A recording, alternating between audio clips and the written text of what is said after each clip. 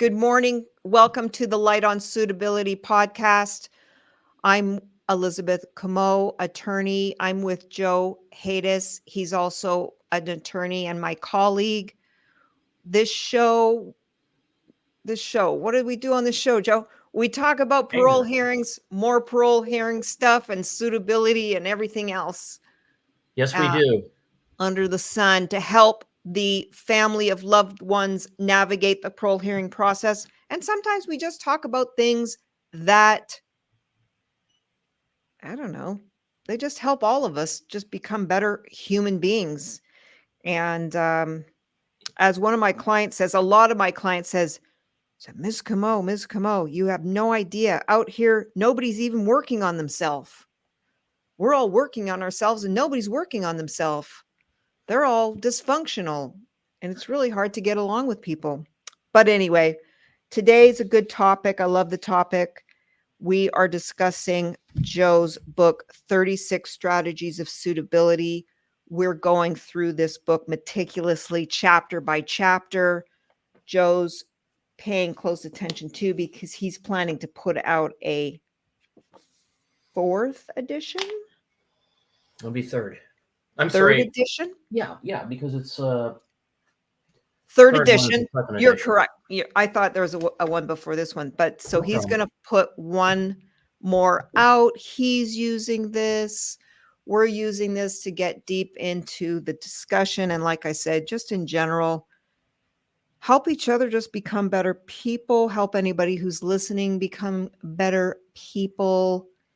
And so I wanted to start out by introducing the chapter, which is Strategy for Control Your Anger, Reduce Your Stress.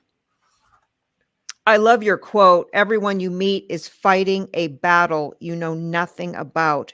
Be kind. Love that. And so you put this book in here to discuss how to control anger and reduce stress. I thought, making a conscious effort for our clients to make a conscious effort to recognize and control it before it controls them or us. Mm-hmm. And managing anger and reducing stress can improve your overall well-being and help our clients make more rational, healthier choices. Some of the stuff you mentioned in this chapter it's a pretty dense chapter, but a very important chapter, I think. Recognizing the dangers of anger, understanding anger, self-control and awareness, dealing with anger, proactive anger management, i.e. beforehand, probably long-term strategies. And then, so I wanted to kind of ask you, first of all, I don't know if this is important or not, but why the placement here sort of up front, chapter 4 versus somewhere later on in the book? What was your thinking about that? Well, my thinking was it comes after get educated and then control your anger. And I wanted early on for them to be somewhat self-aware of their emotions, things they do, things that would trigger them, things that would get them in trouble in the prison environment. And oftentimes, I think anger is like one of the first things that happens, especially when it comes to conduct. It kind of is a trigger. As we've been told, it's a secondary emotion. So it comes out of day-to-day stuff. And I think it's very important. The whole thing about offender change is controlling emotions, controlling the way you act, your conduct, everything. So I think it's a big thing for like people in the past who've been impulsive, irresponsible. They haven't really controlled their anger. So that's why it's more at the beginning than at the end. I mean, every chapter I believe is important, or I wouldn't have written it. But it's like the first time they become self-aware of their impulsivity, and it's important. I think that's why it's like earlier on than later on. And just so everyone knows, I just hit Joe up with these questions. We're not real. We're attorneys. We're doing 80 cases at a time on a rotating basis. We have how many new cases a month? Probably 10 to 20 sometimes, depending on availability. So we're not here. We're not professional YouTube content creators. So Joe comes on out of the goodness of his heart and shares his Sunday with me so that we can provide this content to family members and anybody else who's interested. But just so you know why we don't do it like I give Joe the question sheet beforehand and then I just come up with questions and I spring it on him. But I think one of the things Joe and I could agree on is the majority of our clients have committed their crimes, have committed their crimes in response to some sort of character defect revolving around anger. And if you ask them what the trigger was, a long-term buildup of stress or a short-term buildup of stress has happened in their life. And then they say, and in response to, well, why does this crime occur? A lot of times they'll say, I'm angry. A gang member, he looked at me the wrong way. He's 18. He looked at me the wrong way. Or, he threatened me with a gun, so I came back, with a gun, or he threatened me with no gun and I came back with a gun, or domestic violence. A lot of anger issues going on there, in particular with domestic violence, even with our clients who have committed sexual offenses. The underlying root of that is anger problems. Usually it's either anger, power and control, or rarely it's something else. But I find so much of our clients have just got anger issues that they need to deal with. And that's why it was kind of a question that I knew the answer to, just because it's so important. It's part of everything. And most of our clients come to their parole hearings with anger management plans. A lot of prison issues get started because someone pissed you off, because they cut in line all the time, cutting this, taking your stuff, stealing your food canteen your family sends, all of it. And it's so important. You also talk about stress. Why did you make anger and stress sort of one topic for the chapter? What's the relationship there? Well, because I think stress leads to anger, especially if somebody is prone to anger. And the two are related in that people who can cope with stress can also cope with their anger. Stress leads to anger. So that's why stress. And what kind of things do your clients tell you that they're stressed out about before they commit, their crimes, their life crime in general, stuff like that? Well, I wish there was one answer, but I think it depends on the person and the type of crime.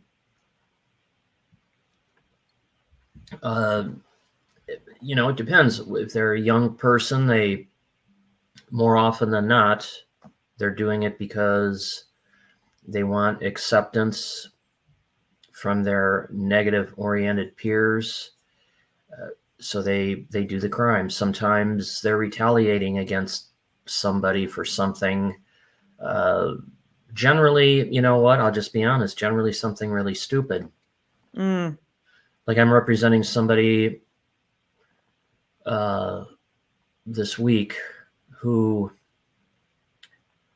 I even hate talking about it. Somebody, he couldn't find his sunglasses and he was accusing his roommate of taking them. So the next thing he does is he gets out a gun and shoots him and kills him. And Wow.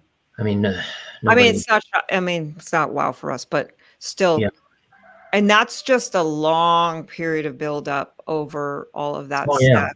And fueled by methamphetamines, of course, and other Mhm. really bad drugs.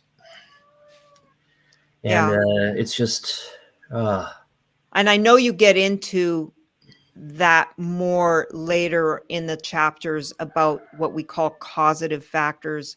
The causative factors are really more like, I think they're changing this term as well, but I think they're morphing more into childhood adverse events because that's really what causative factors are, is childhood adverse experiences or events. The sure. ACE model of understanding, well, how does this all happen? Because we Hmm. all don't start out angry and Right. stressed and wanting to react with violence. It's a progression, and unfortunately a serious progression happens and then people are committing crimes. So, in terms of the book, I think you mentioned some strategies you recommend for people who are struggling with anger management issues. And we still have it. People, our clients, for years and years and years, they came in angry and they remain angry until they can get a handle on what it is. I think the first step is what? Step 1 from the 12 steps, AANA, admit that you have a problem. And then Yeah. from there, you know, what are the strategies that you recommend in your book? The strategies I recommend for anger. Yeah, anger, stress. Sure. I have a litany of them, pretty much. Um, and they're meant to be obviously coping skills. Uh, there's lots of things.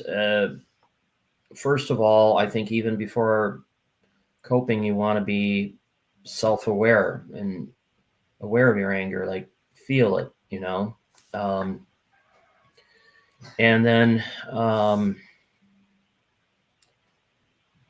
try to well, first of all, one of the coping skills would be obviously to be to walk away from the situation, uh, because oftentimes it involves somebody else and it's not going to end up well. So get away from the situation, and then try to do something positive to uh, channel that anger, hopefully into something positive, like physical activity, going to work out or Mhm. jog, or even going for a walk, something to take away the tension, the frustration, or whatever the root emotion is of the anger.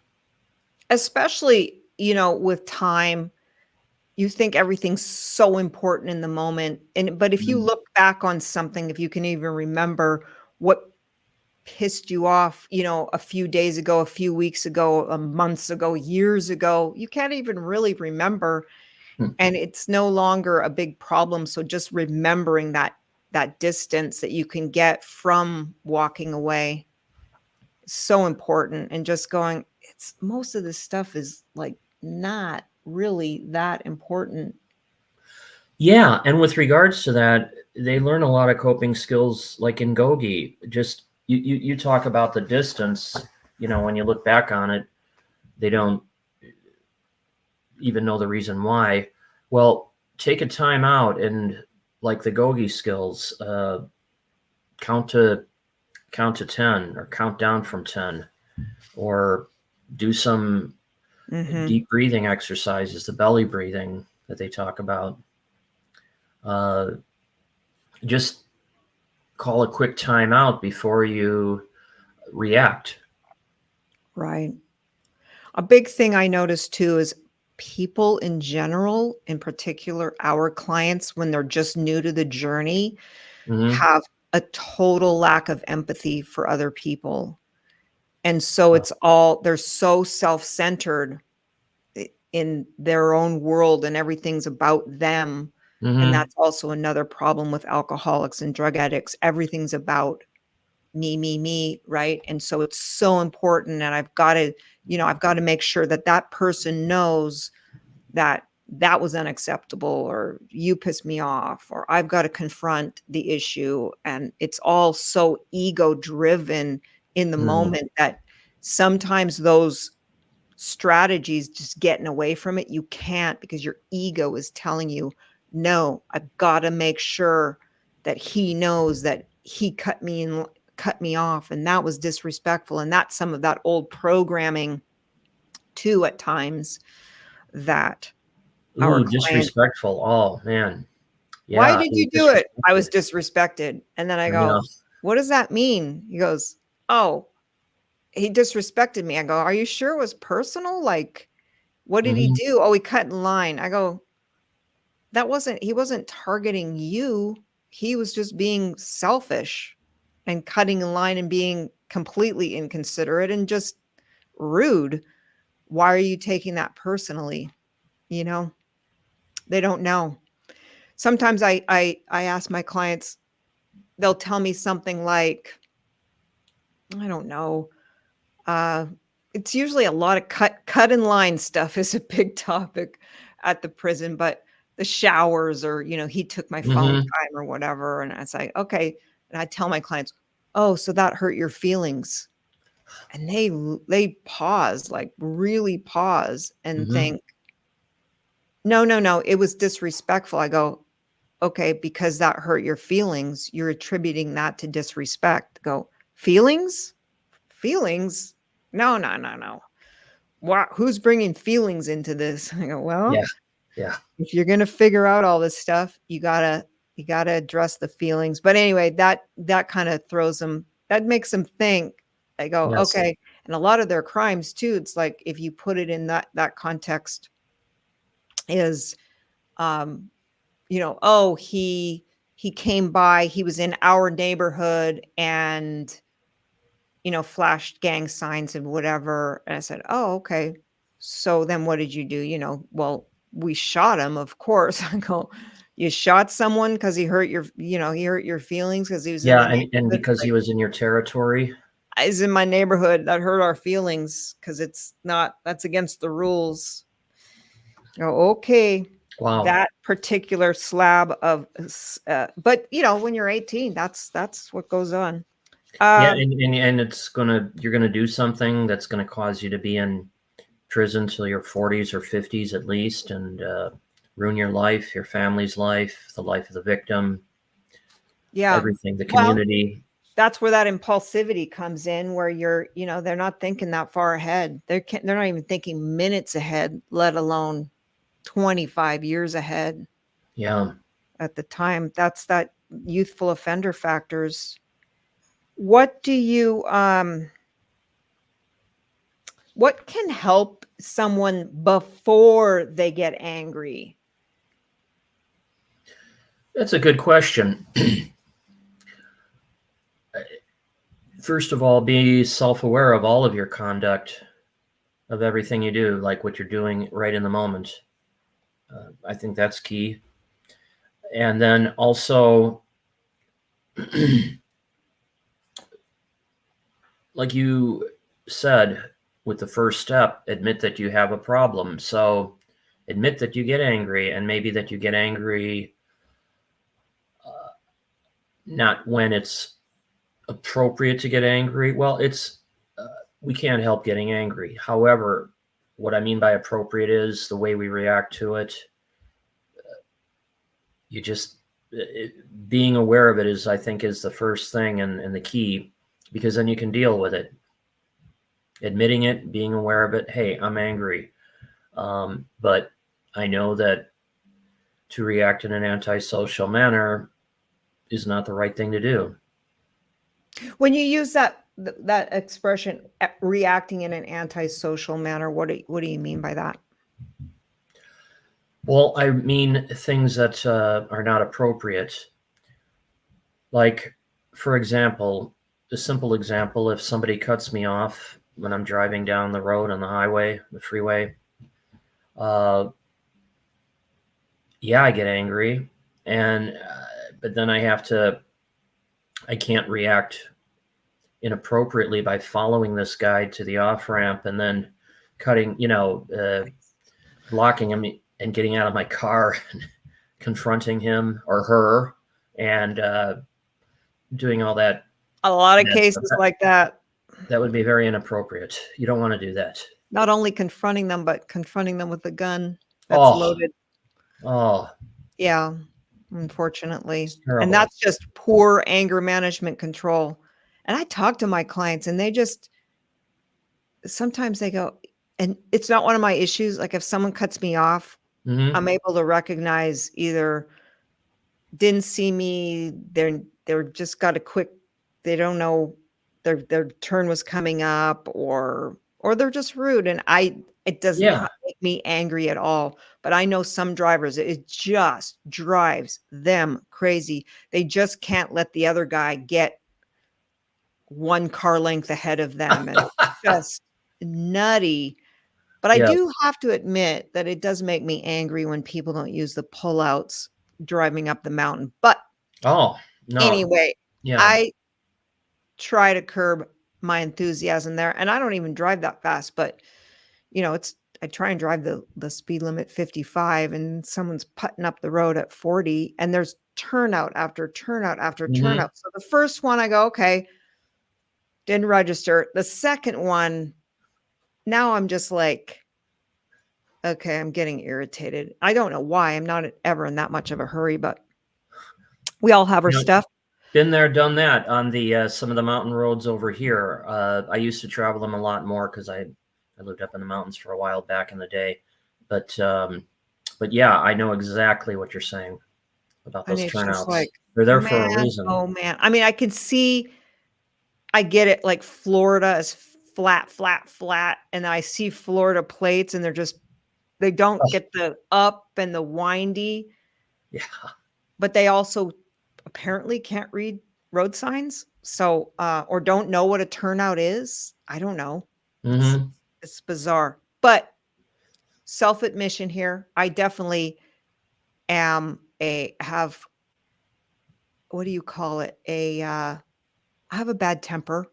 I do. Hmm. I have worked on it, and it's just problematic, especially if you have, loaded guns involved and other things going on that are unaddressed.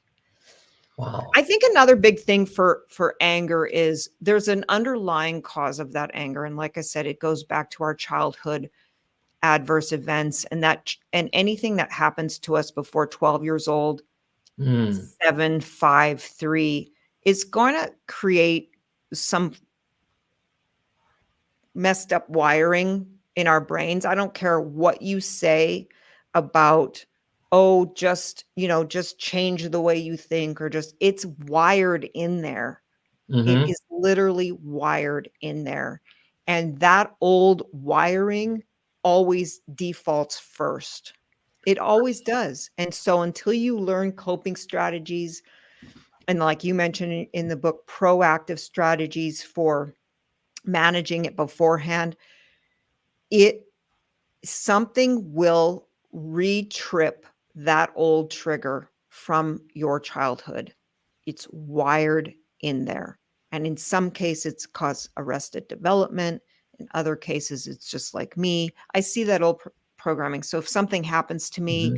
and it happens to have a connection to that old familiar way of dealing with something, that's my first flight, freeze, flight, fight, flight, freeze, Oh, yeah. right? I think there's a Hmm. fourth one now, but some of mine is fight. I'm like, fight. Did you broke up there? Did you say fright? Fight, flight, or freeze. Okay. Yeah, Yeah. my internet resets every hour, so then it has to pause. Oh, yeah. It Mine is fight, some people is freeze, some people says flight, but it just comes up and it's always going to be there. It doesn't go away. Our brains are very interesting organisms. It So, sure but is. you Mhm. can, like you say, take proactive steps. And I'll tell you a powerful tool. I've mentioned it in other podcasts. Meditation is Mhm. powerful, powerful, powerful for doing it. And it's not something you do after. Like my clients will say, well, what are you going to do about it? I'm going to meditate. Like in the moment when you're already pissed off, Mhm. you're not going to meditate. You're in the middle of the street and someone just, flipped you off and that tripped your trigger from an old wound in the past.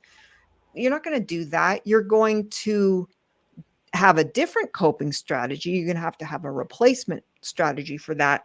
But beforehand, so in the event that somebody does trip your trigger or it does do something that generally trips your trigger, meditation helps you to rewire your brain for that.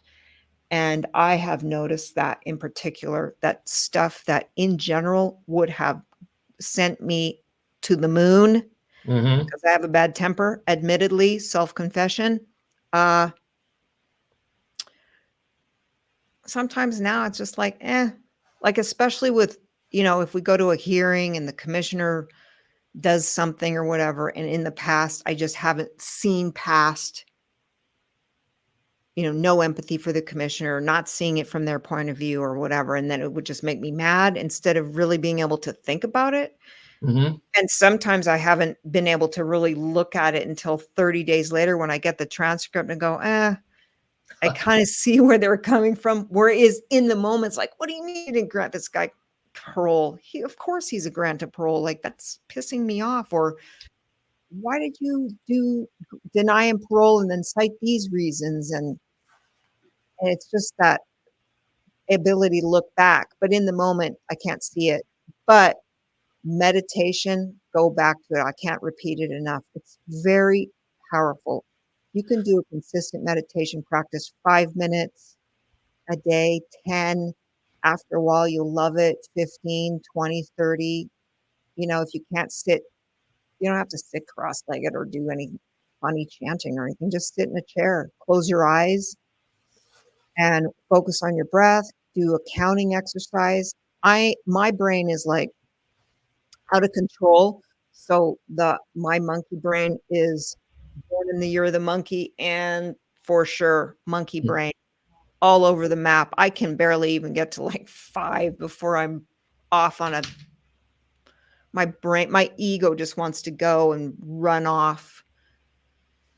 You heard mind, body, spirit, right? So there's the mind, our soul. Our soul really just wants to be at peace, but our mind, our ego just wants to create chaos for our mind. And so it's so important if you can let the pond settle, because our mind is constantly dropping the rock in and disrupting Mhm.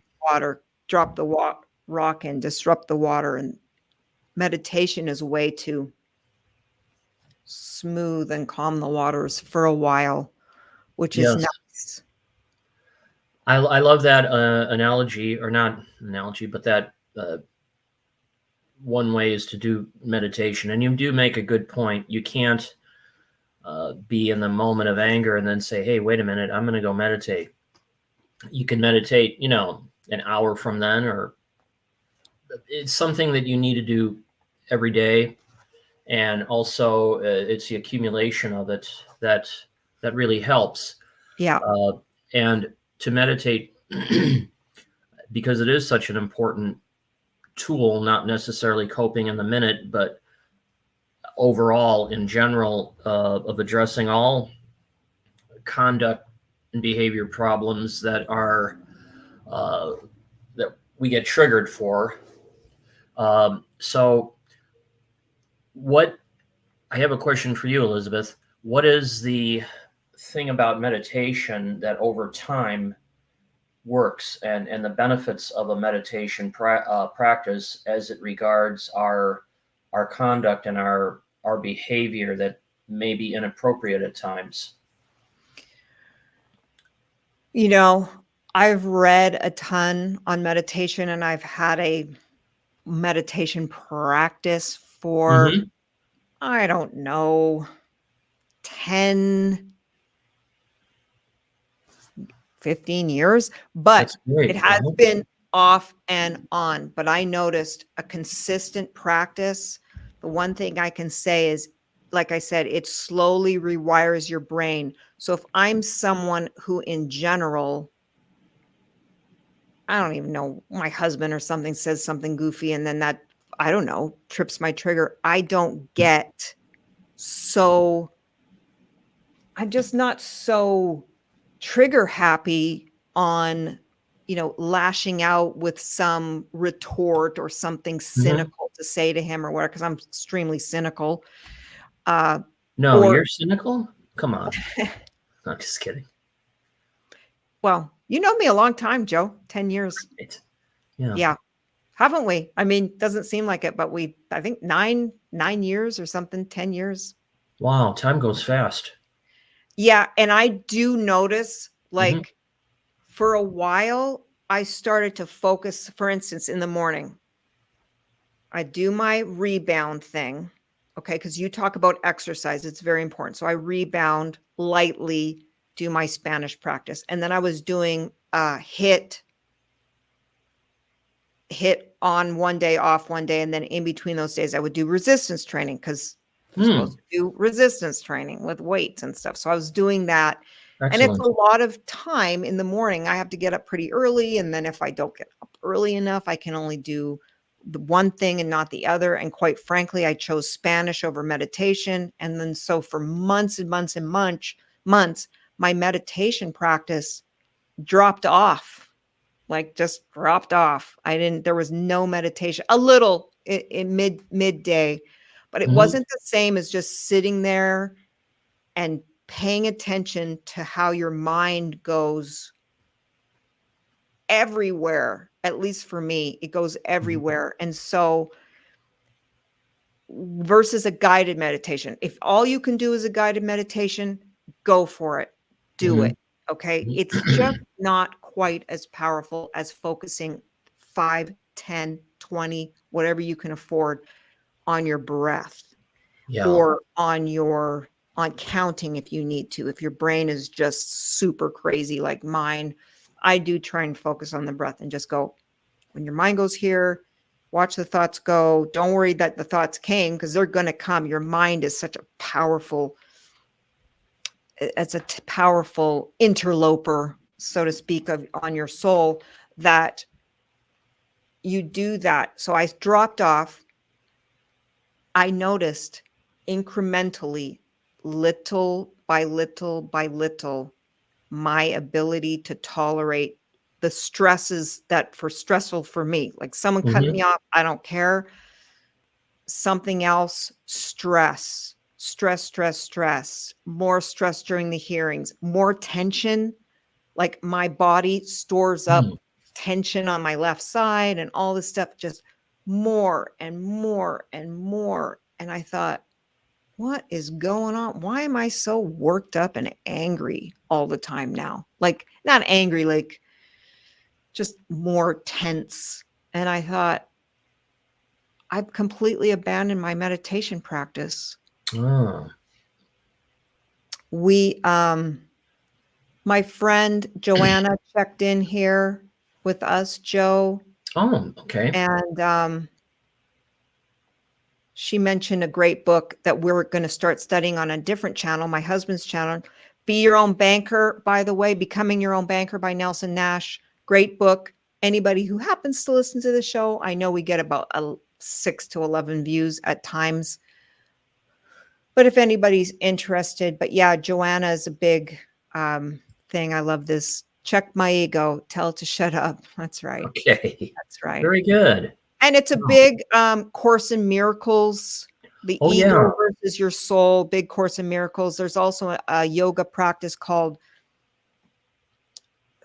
Sat Yoga, I think it is, and it's focused on helping your soul reclaim its power over the ego. They're more focused.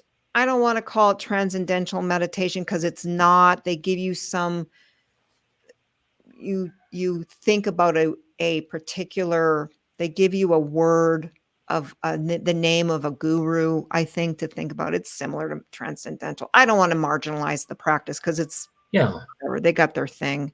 Right. um, your mind can use an affirmation to stay focused, and I was using that. So I love meditation, it's a great topic, but Yeah. um, I was using for a little bit, but again, my monkey brain is always looking for something better. That's ego. It's like, there's got to be something better. Like, I'm not getting my results fast enough. And that's the thing about meditation. You just have to do it, and you won't notice anything until, maybe a year in, and you go, wow, I remember that would have made me XYZ, or wow, the pain in my this side has really subsided now, and wow, I feel calmer, or I sleep better, or all these different things that they attribute to meditation. You won't see them in the first day, even the first week. And but it also makes me sharper.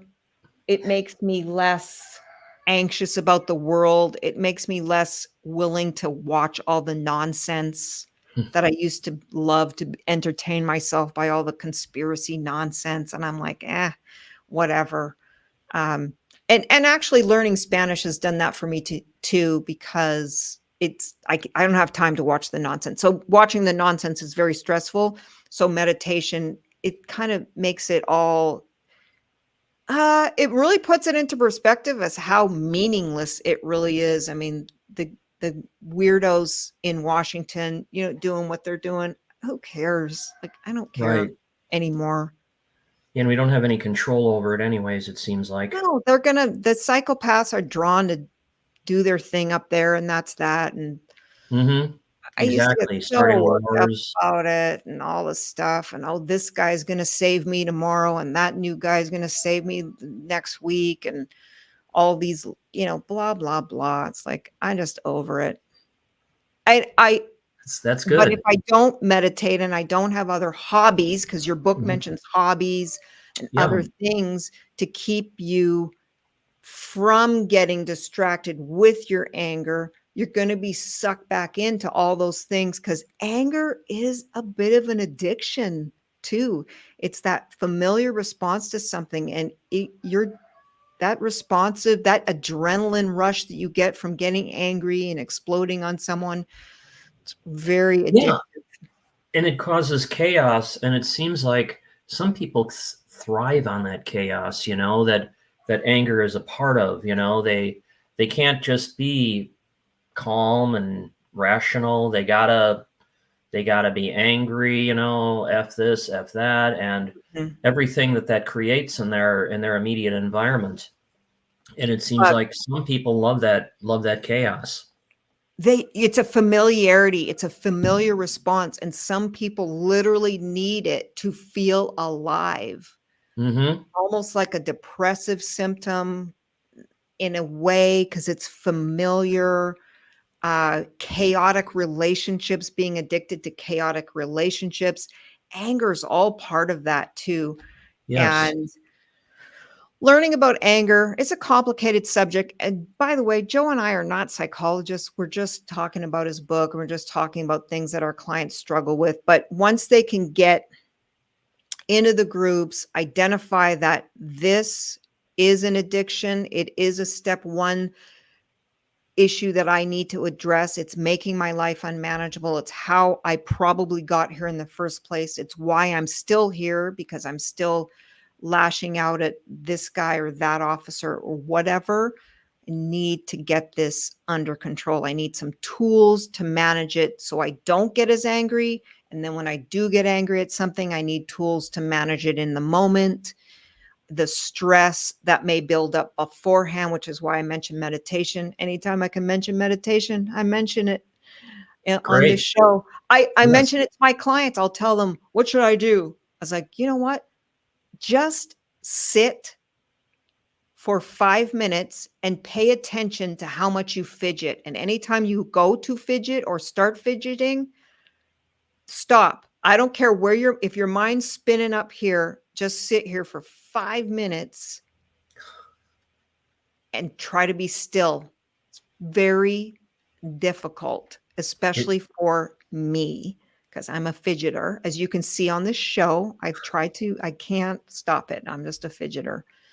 So, yeah, the mind um, always goes in 100 different directions, and our body follows. that's just me. And Joe, do you have a meditation practice? You know, honestly, right now I don't, but I've tried in the past, many false starts. But listening to you today, I wanna start back up. You know, It's you got powerful. my juices flowing for thinking about meditation again. You're not too instant gratification? I don't know. I'm not sure I know you that well, but if you're I don't not, think I am. I mean, we went through law school, passing the bar, so there was no instant gratification there. I've been indoctrinated in the opposite end of immediate gratification. yeah. And I'm pretty disciplined. I think I need to move my client meetings to 9 so that I can have more time because I it's really I miss it when I don't do it, but I'm so driven to learn the Spanish. I do make it a secondary priority for me. Hmm. So, uh, I'll tell you, if you do one thing in life and it's meditation, your life will improve by leaps and bounds within a year. I can't guarantee it and I'm not allowed, but if I could guarantee it, I would. That's great. Wow, you've been an inspiration today for meditation. I'm gonna seriously start doing that. I don't. Yeah, it 5 sounds like minutes. something Everybody's that got 5 minutes. it sounds like it's something almost as important as our daily routines of taking a shower, eating, all those things. It's for the mind, though, not for the body, but for the I mind. would put meditation before a shower. Wow, that's that's powerful. I'm serious. I'd put it before everything, Wow. except not Spanish. Learning Spanish is my little obsession, but it's not making my life unmanageable other than I forego on the meditation sometimes. But anyway, Well, that's cool. Learning Spanish too. it's a Pack. type of meditation because my Mhm. mind is not thinking about a million things. I gotta get this done, done, done, done, done, and all the other stuff. My brain goes crazy, and I'm a catastrophizer, so I'm constantly my poor husband too. I'm like, is this done? Are the hoses off? Is this and he mostly gets me, but Yeah. I'm constantly with we got to do this. Oh, you're going to town? Oh, great, because you can do these 10 things while you're there, get this done. And my bills, it's like the bills, when a bill comes, I pay it. I just pay it. I'm like, okay, it's done, done. Like I Mhm, want it mhm. done. My to-do list obsession is ridiculous. It's Well, you and stupid. me both. I I work off a to-do list all the time, and if it's not on there, it usually doesn't get done. I'm just so addicted to my to-do list. And then I'm Mhm. constantly revising my Spanish to-do list, and it's always too much stuff. I can never do all that Spanish in a day. And then uh, whatever, client stuff, stacks of stuff. In fact, looking at the stacks, I got to do the decks. Oh yeah, Got to do my decks. I hear you. You do? You know Well, my you know what? That's one thing. Like you paying the bills right away. I have to do my decks right away. Otherwise, Oh, you're so good. I no, put no, them no. I'm there and not. I'm like, I'll be back. And then I go make lunch, do the dishes, and then No, that's happened to me as well I've with got that. some other things, and I'm the one they're talking about on the in our trainings. Get your decks done in 72 hours. No, they said 24 hours. I go, hold on, wait a second. I'm pretty sure the guideline said 72 hours, but I'm like a week later. Yeah. But that's okay. We got off on a tangent. It doesn't matter. We got a total of 4 people watching, so we're all right. Mm. Well, let What that do you multiply in the future. 8 next week and 16, 32, 64, 128. Well, it's all right. And let your clients know that their families can tune in if they need some work help understanding the process. Mm-hmm. And I think we're going to wrap up at this point, unless you wanted to add something. Yeah, just about anger. Coming back to anger, Please. everybody gets angry. It's how we deal with it. It's unrealistic when I hear people say, the last time I got angry was 2.5 years ago. I don't think so. 20 years ago. I'm No, like, two and a half years ago. Two and a no, half I years. know. But sometimes, oh, 2000. Well, this is the last time you got angry. 2002. I'm like, no, buddy. No, no, no, no, no, no. Yeah, They and confuse the issue between when did you get anger versus when you got angry and didn't use a positive coping strategy to manage it. And so they get that confused all yeah, the time, exactly, all the exactly. time. So I'm So constantly rephrasing. we get angry. It's how we deal with it, and hopefully we deal with it constructively, and it goes away and does not explode. So, to everybody out there, a closing thought on anger is: first, be aware of it. Second, know yourself and know what coping skills you can use to neutralize that anger, to nip it in the bud so it doesn't go any further. And that's for everybody, whether you're incarcerated or in the free community, everybody, controlling that anger, being aware of it, and having appropriate coping skills so it doesn't explode, is the key.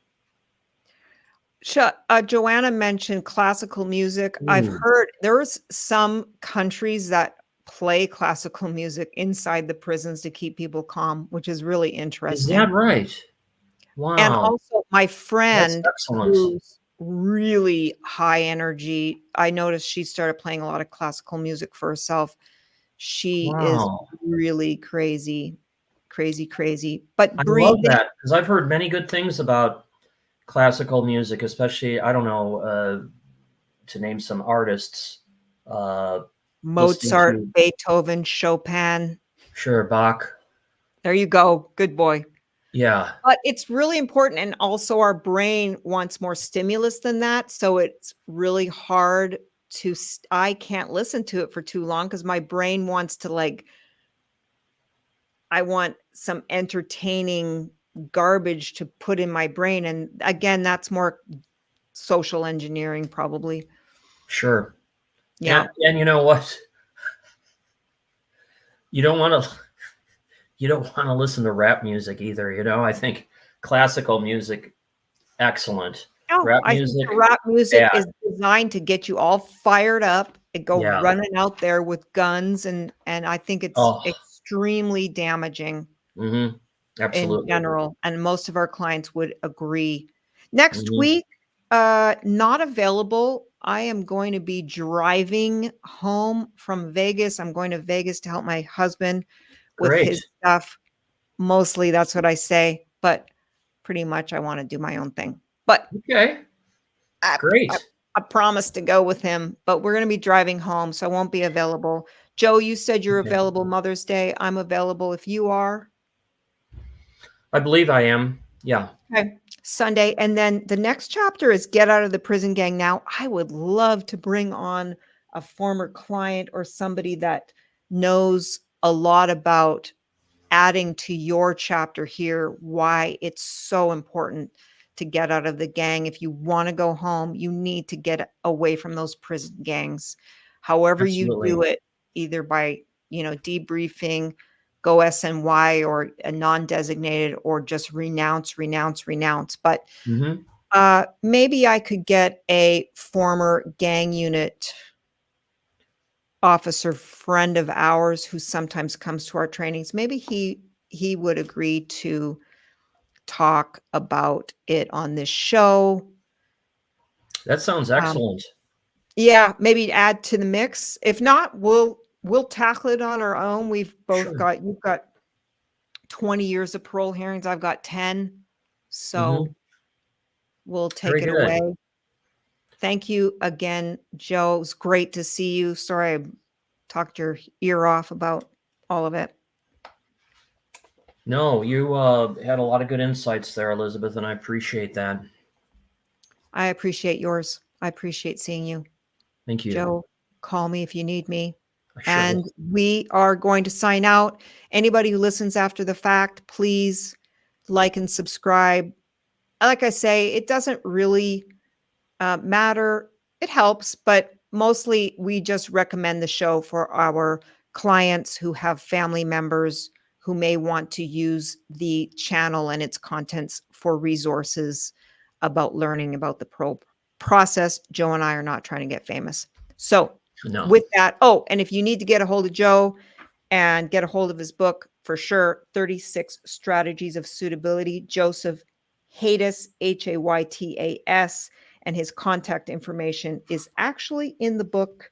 So go ahead and get the book and contact Joe if you have any more need for information.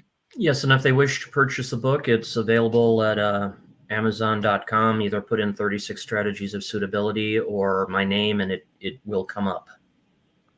Thank you, Joanna, for your support. I really Yes. appreciated that today. And Good see you comments. soon. Have a wonderful day, Joe. Okay, you too. Okay. Okay, thank Bye-bye. you. Okay, bye now.